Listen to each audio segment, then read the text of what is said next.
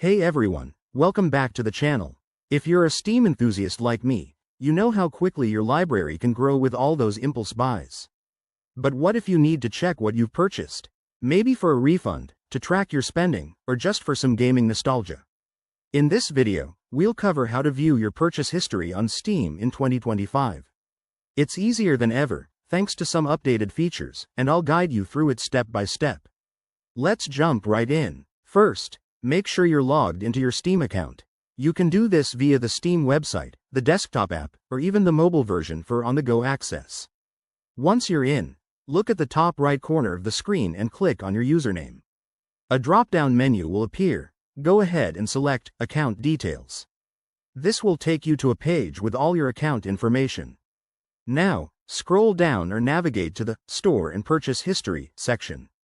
It's usually prominent, but if you can't find it, use the search bar at the top of the page.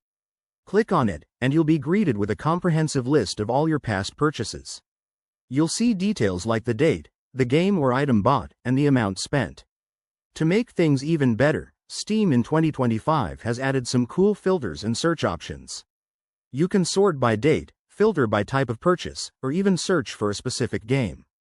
If you want more details on a particular purchase, just click on it, and you'll get a breakdown including any receipts or refund eligibility. One quick tip. If you're using the mobile app, the process is almost identical. Tap the menu icon, go to Store, and then select Purchase History. It's that straightforward. This feature is a game changer for managing your digital collection. And there you have it. Viewing your Steam purchase history is now a breeze. Whether you're a casual player or a hardcore gamer, this will help you stay organized. If you enjoyed this tutorial, hit that like button, subscribe for more tech tips, and let me know in the comments if you have any questions. Thanks for watching, and happy gaming.